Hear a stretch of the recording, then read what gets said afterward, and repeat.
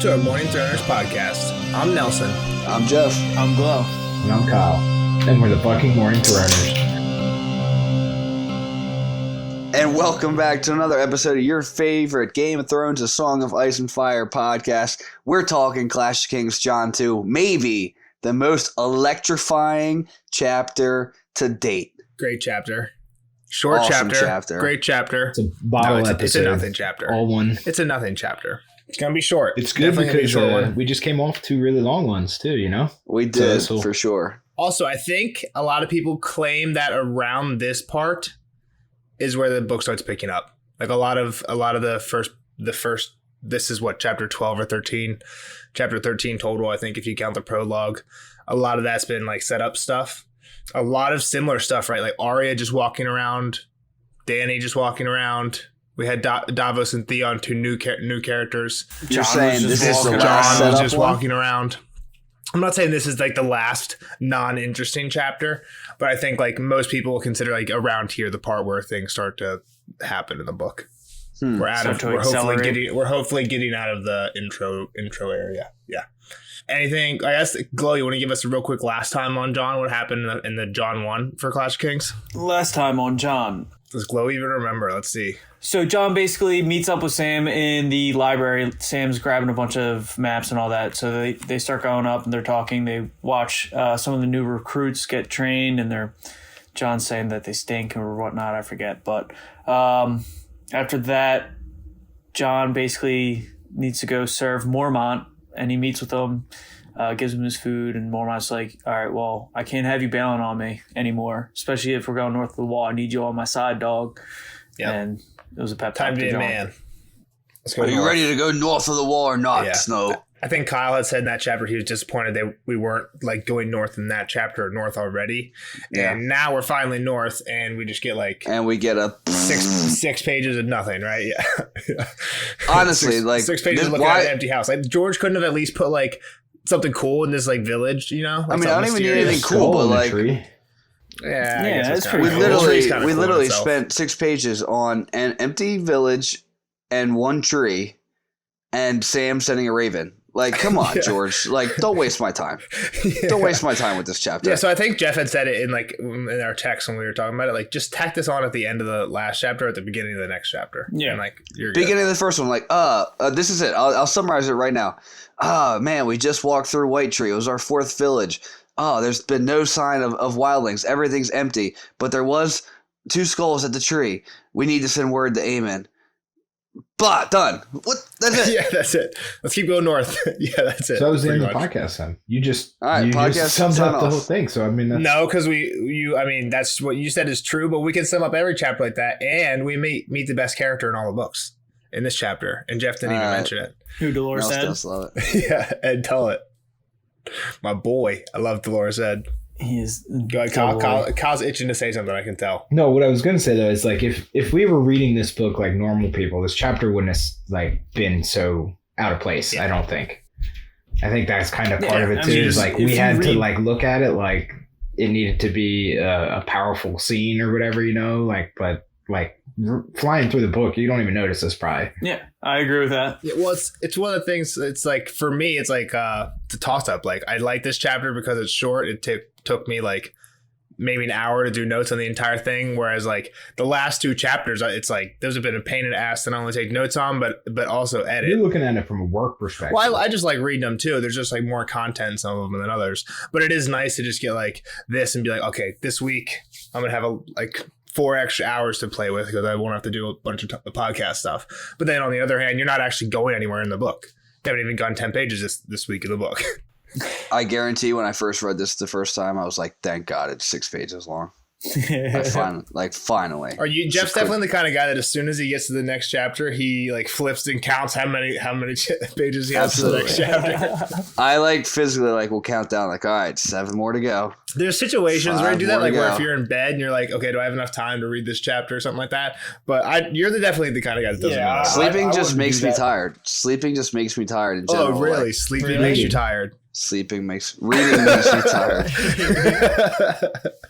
Dude, like I'll stay up from reading. If I get a good book, I'm like, oh, Nah. I can't That's a stop, problem, yeah. dude. Nah, it's impossible. Yeah, there's certain ones that I do that with for sure, but more often than not, you're right, Jeff. No matter how excited I am, just nod off eventually mid paragraph. Well, and I get so distracted sometimes, like I'm just reading words and I like am completely thinking about something else. Like I'm just like That happens. Yeah. glossing over the page and I'm like, wait, what the fuck did I just read? It happens And with then I gotta go audiobooks back way anyway. more, but yeah, it definitely happens with, I feel like, and as you read more, that's something I notice happens way less as I've read more, is I feel like I just like get totally distracted from actually reading.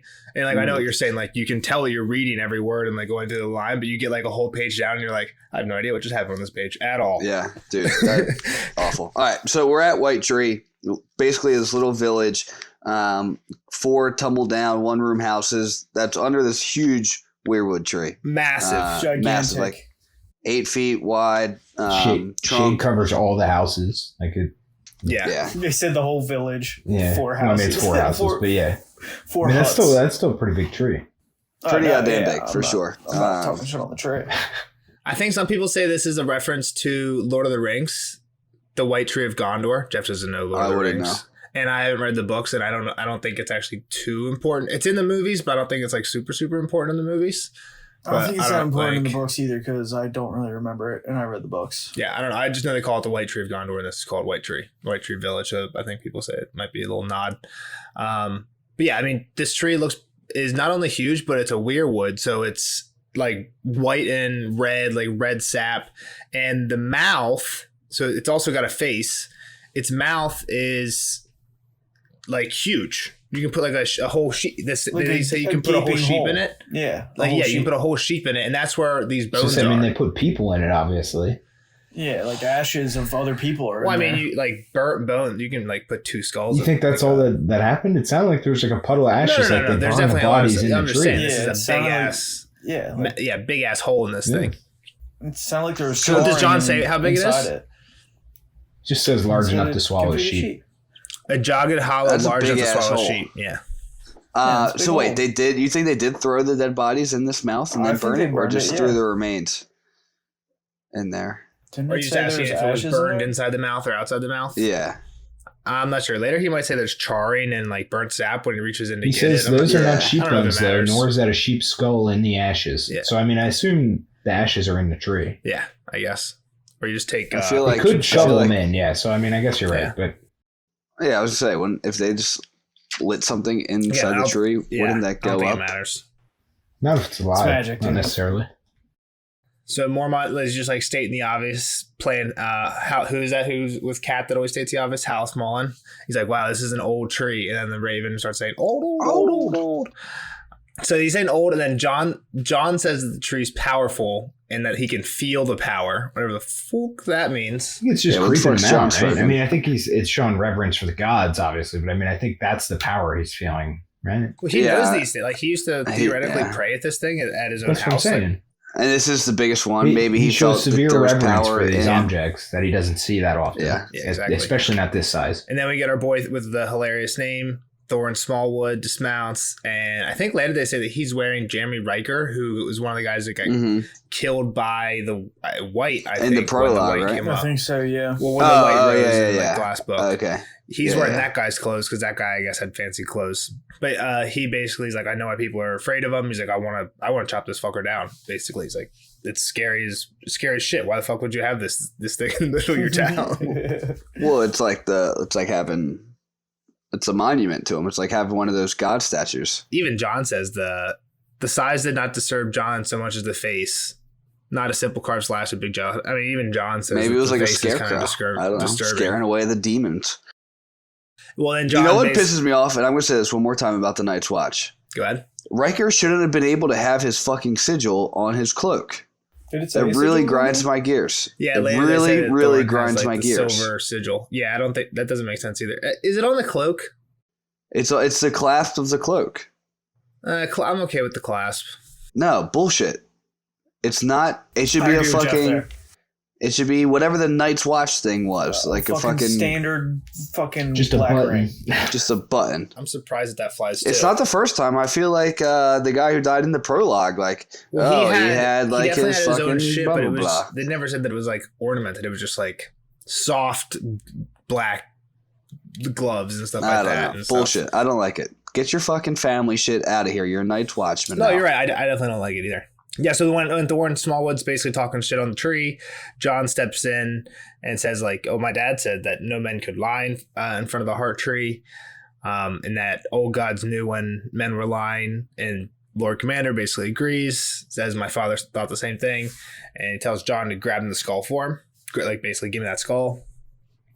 I think when they talk about why do you need to like feel the skull? Why can't you just fucking leave it there?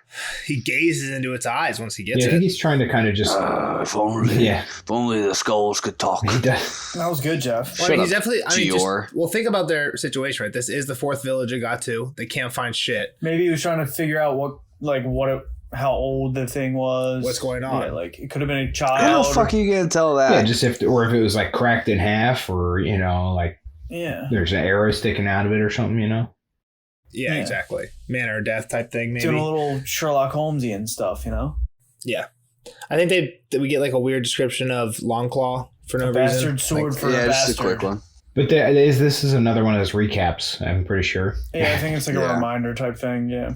And we get a little mention of his burned hand and just how Keeps he's it flexing. Gotta keep flexing it. yeah, and then basically this is where Mormont's saying like, I wish I knew beforehand why they'd burn their dead. Like I wish I like. Because he's looking at the burned skull and shit. He's like, I wish I knew before why they burned the dead. He's like, obviously we Which know is now. like they're scared of these whites, right? Like, I mean, that's my opinion on this, at least. Like, Yeah. they've seen this, they know this. Like, they come back if you don't burn them, kind of thing. yeah.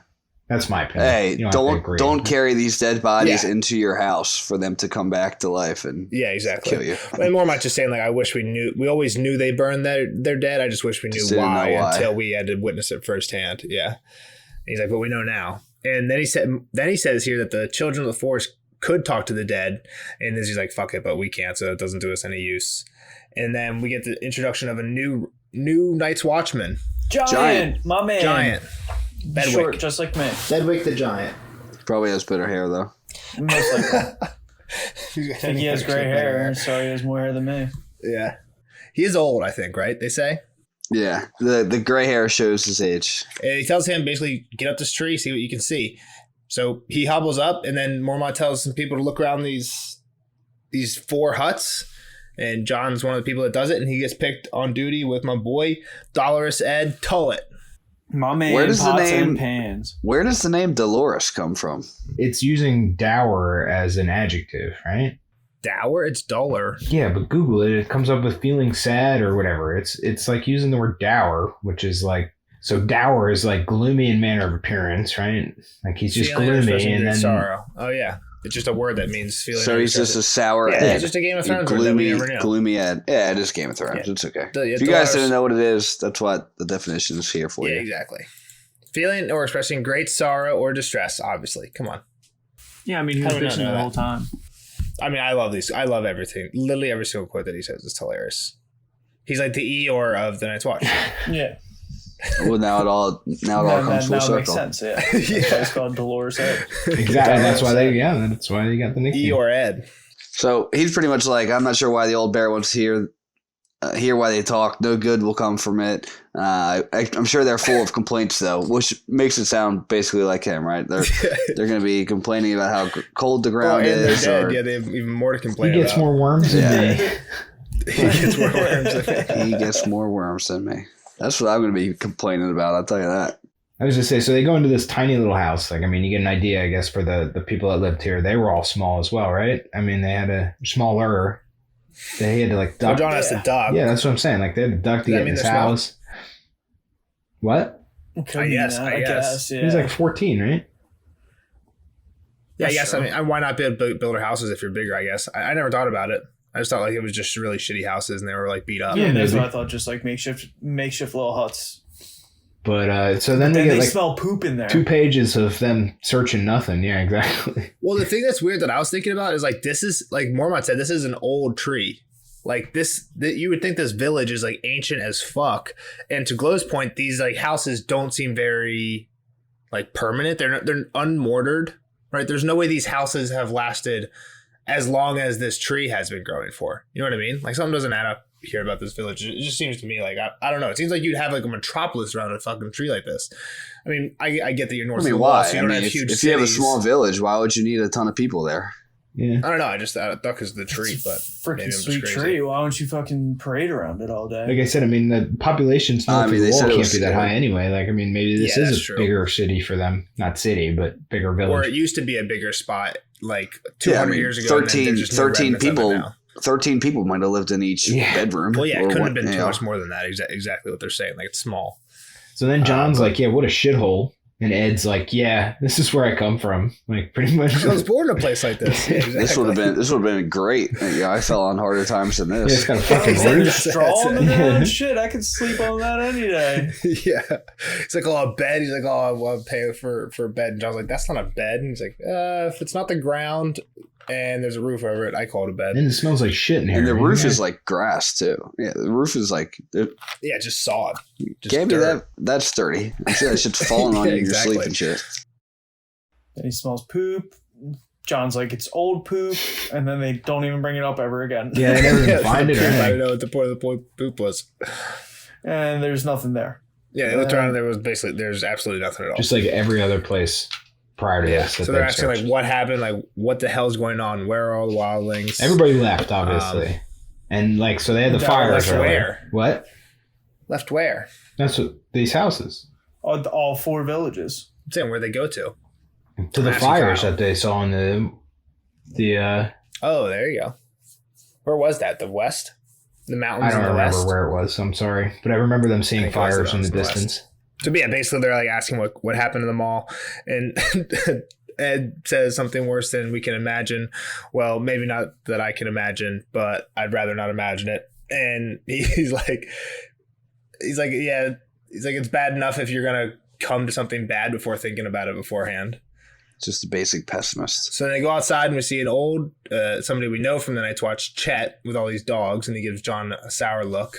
And his face looked extra boily because of the red leaves and the light. What was Chet? Were they fighting? Were they fighting in training? Sour look? Is that the one that they beat with? He used to have Sam's broke his job. nose, right?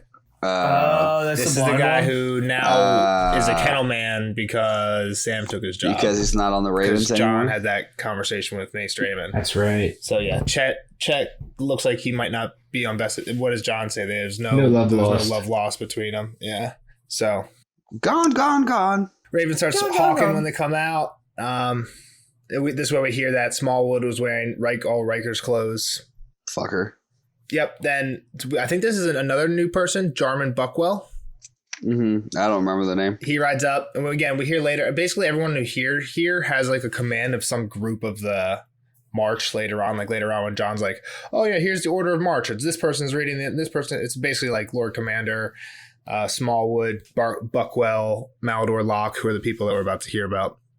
Okay. So Buckwell is basically saying like, or Smallwood saying that this doesn't make any sense. There was wildlings here a year ago. We know of it. That is Buckwell. You were right.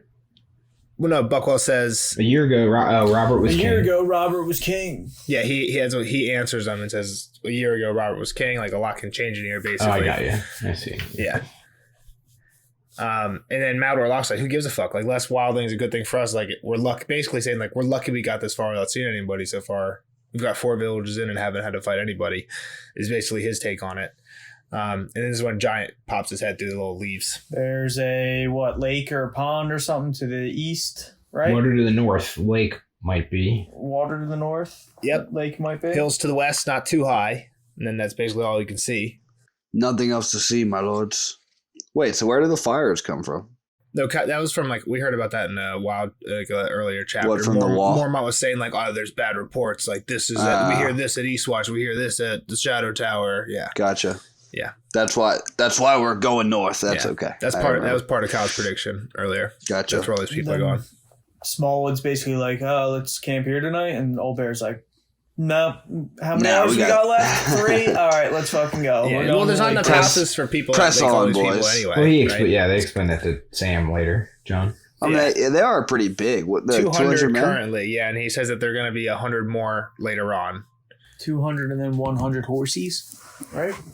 No, it's like 300 horses. 200, and then they're going to be 100 more people are going to. I think they're all mounted. I think it's 200 men with half as many mounts, which means that there's 300 horses. So 300 horses, and he said they're going to be 300 men when they meet up later with Corin. Yeah. So the bear tells John to get some parchment. We need to write a note, send a letter to Aemon. Yep. People start moving. John goes to find Sam. Hold on, this village. Look at this letter that Mormont writes to Aemon. Like, give him a little bit. Give him something to work with here, Mormont. At White Tree, he gives them nothing. Village, literally, empty, it's like the most. Wildlings are gone. It's like he's writing with gold ink. Like, give him a full sentence. Just like it's like a bulletin list. At White Tree, fourth village, all empty. Wildlings are all gone. Yeah, but Aemon probably knows what the fourth village is. It's like. I mean, how much more does he really need to say? I mean, that's how I basically summarize this chapter. Exactly. There you go. Yeah, you just got the what fucking George gave us. I guess. Yeah. So he basically he's like, yeah, go find Sam. Make sure this gets sent out. And John's like, all right, cool. And he starts going to find Sam. And we get to Sam. Do we need anything before that? It basically explain how there's scouts riding out. There's people that are trying to find game for food, but they haven't really found anything. And even Ghost is struggling to find food. There's a vanguard. I think Smallwood is leading the vanguard right behind the scouts. Then there's the main host, and then there's a rear host as well. Yep. That's kind of how they're moving. Yep.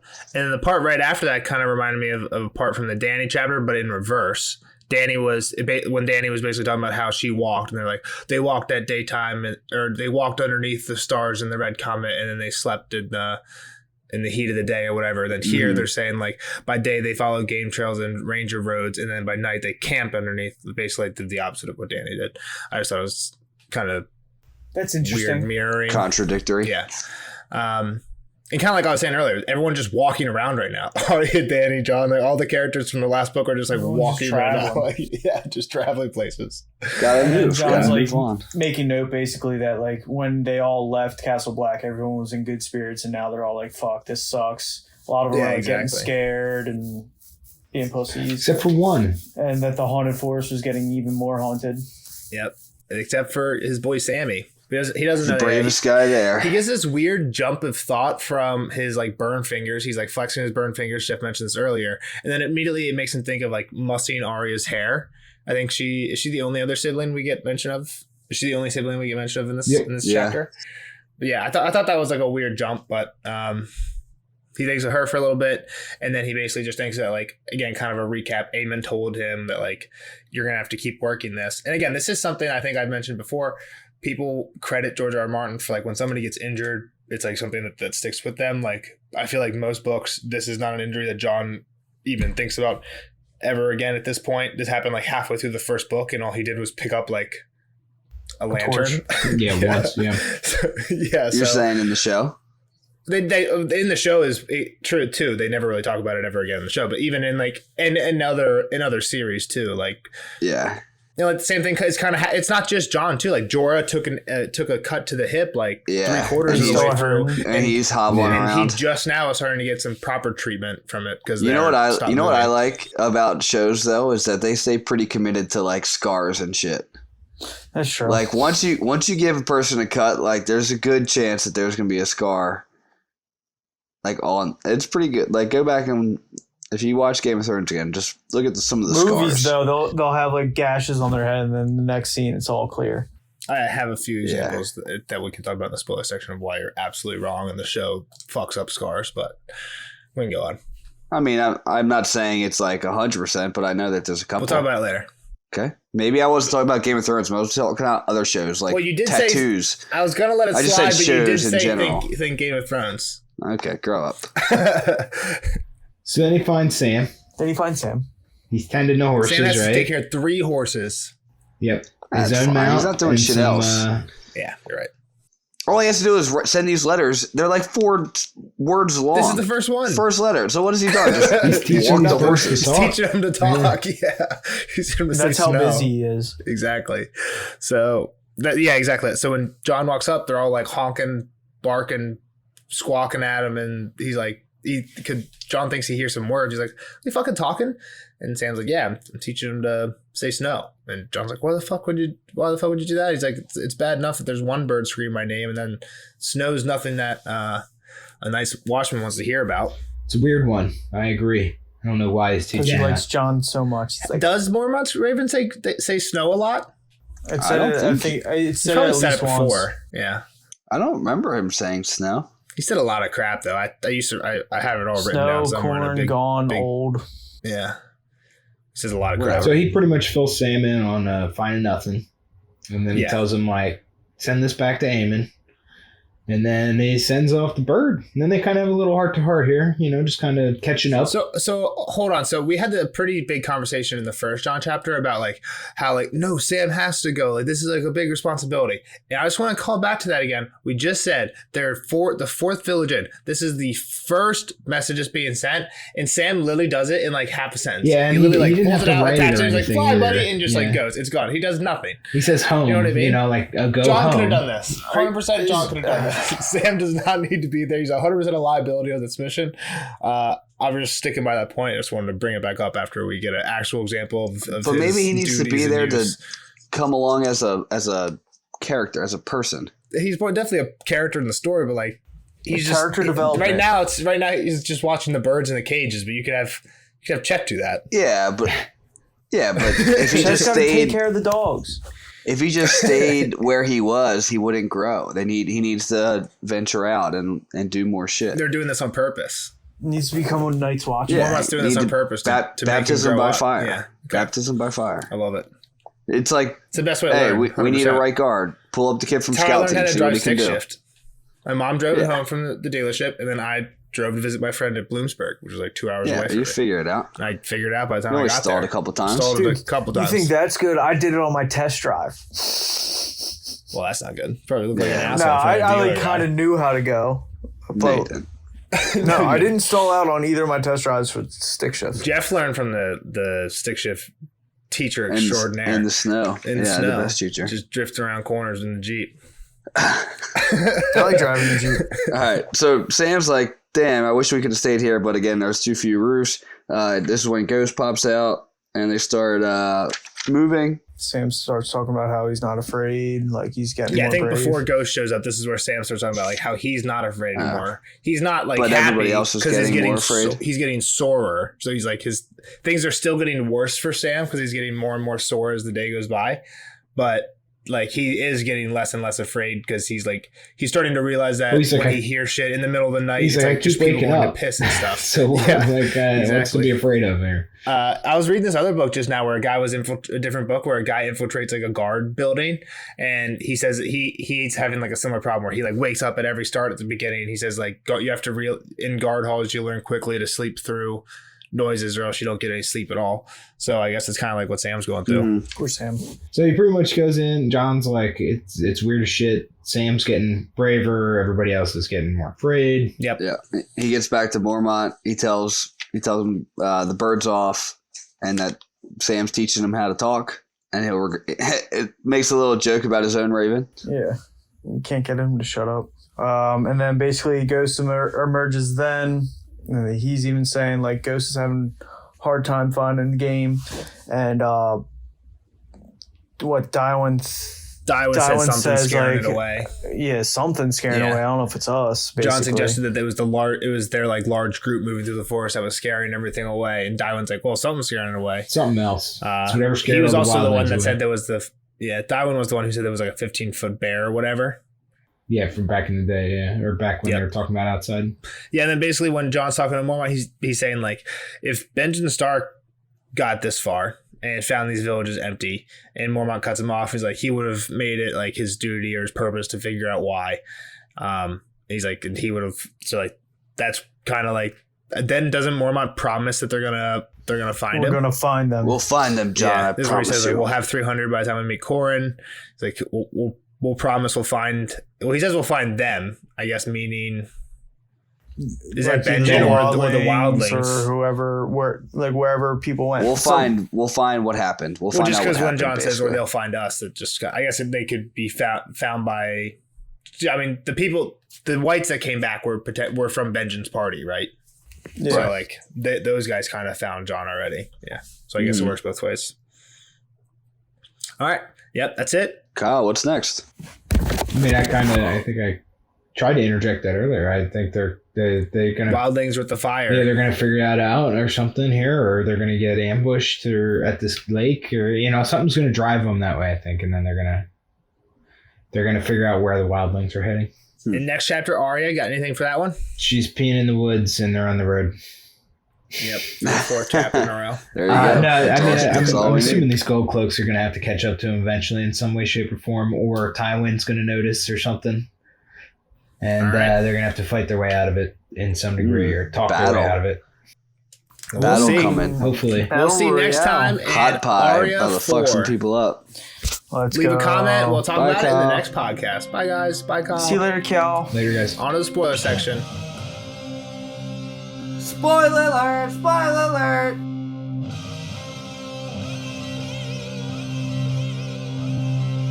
Spoiler alert! Spoiler alert! Alright, see you later, Cal. It was great hanging out, bud. We'll see you on the next show for Arya 4. But now, guys, on to the spoiler section. If you've made it this far, please like and subscribe. Also, leave a comment. We'll definitely try to respond as quickly as Give us possible. that Apple review too, baby. Give us a little review action, dog. Come but on. now, boys, we're in the hot zone of this episode. What are your hot takes? You know what I was really hoping for? That this was the spot that Sam would then come back to then go through I thought the big mouth was like the passageway through the wall. This might be where he kills the other, because wherever he kills the other, there's a huge tree with like a fuck ton of ravens in it. Yeah.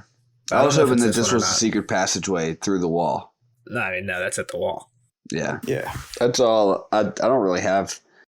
Yeah, I mean, the one thing I had was the power of the tree. I mean, I don't know anything except for other than like obvious Yeah. blood raven. I mean, they're brand going shit. north. The wildlings are all Do you together. think he actually feels something, or is it just like I think it's just bullshit. Yeah, I don't know. just like, you stand next so- to fucking yeah. Abraham Lincoln's mural and you're like, yeah, this is powerful. This might be our shortest spoiler section ever as well, but the only other thing I had was when they're talking about going north, like kind of what Jeff was saying, like the general moving north, like I said, how this part mirrored Danny. It says, by day they followed game trails and stream beds, the ranger roads that led them ever deeper into the wilderness of leaf and root. Well, we might know more than one, but we know one child of the forest later in Dance of Dragons with Bran, I think. Okay. Do you know? Do you remember the name? Leaf. Oh, it is Leaf. Leaf. And I'm thinking Root would definitely be another like child of the forest name. So when he says the wilderness of Leaf and Root, which is kind of like we're going into the home of the children, like the children of the forest area. Like we're That's not in actually our a good little area catch there. anymore. I like that, Nels. Yeah, I don't think we know any children of the forest named Root yet, but like I bet you that's definitely One Yeah, of the you would names. think That's like a good name. branch, stick, I mean they're going to talk about it anyway. rock. But then if you look at that compared to the other hand, the other Stone. hand is the stars, the starry sky, and the red comet, which is kind of like what I was saying. Like in the last Danny chapter, I think we're talking about Quaithe and her relation to the stars, right? So they're literally saying like by day they're going the ranger roads and the ways of kind of like the old gods and the children of the forest, and by night they sleep underneath the stars and the influence of Quaithe. Again, I don't know if there's anything to that, but I don't think so. it seemed kind of a little bit like it. All right. Yeah, that's a We're little out all of I had was Quaithe's that. I just have jurisdiction. one question, and that's nothing else. Anything about Ghost before we get to your question? Just like to try and fill some time real quick. Do we have anything Can't. from No, Ghost? He's literally only in for like a paragraph, right? He shows up, scares a horse, and then dips when he doesn't get any food. I mean, it's kind of weird that John like knows that he can't find food, but I guess he would see blood on him. yeah, or he brings it back sometimes before he eats it, or brings something Yeah. back. Either way, it's still like I don't know. Yeah. I don't think he would bring it back, but I think he would maybe see that he has blood on him. Like, oh, he ate. Yeah. Maybe that's the thing, but And like be like, yo, motherfucker, give me some food too. yeah, that's the only thing I noticed with Ghost. And then my one question is there a difference between a heart tree and a weirwood? Like, I think so. Is there more significance with a heart tree? Is what I'm I thought they were the same. Like a square and a rectangle. What quote makes you wonder that? It says something about the heart tree. Because the heart tree makes me think like God's wood. It's like maybe it's like the center of all the weirwoods around it, or is it just another name for a weirwood? Aren't the leaves heart shaped? Maybe. Might be right. But like later, like aren't there like weirwood groves that they all have faces? Would those all be heart trees? I thought so. I thought they were all the same. I don't. Yeah, maybe you're right. Maybe it is just based off. I thought it was the just leaf like shape. another nickname for it. Like maybe people called them heart trees before they were weirwoods or. Yeah. Let me do a quick wiki look up. What the wiki says, a heart tree is a tree with a carved face that the followers of the old gods pray, often within a god's wood. So that makes sense. So like a weirwood's just one without a face. Like that's just a type of tree. So if it has a face, it's a heart tree. Yeah, it says that no man can tell a lie in front of a heart tree. Old guys know when they're lying. I mean, that's straight out of this chapter. Heart trees are almost always weirwoods, but other types of trees are used when weirwoods are not available. There we go. So I guess you could have a heart tree that's not a weirwood. Car face tree. The heart tree in King's Landing is a great oak, for example. Interesting. See, we're so fucking smart. There you go, listeners. I knew you were wondering about that. Game of Thrones trivia for y'all. All right, guys. Well, we're not going to hold you. We've had some long ones recently. Short podcast, short spoiler section. We'll make up for it next week because I think ours is a long one. Like and subscribe. Love you guys. Love y'all. Bye, the everyone. night is dark and full of terrors.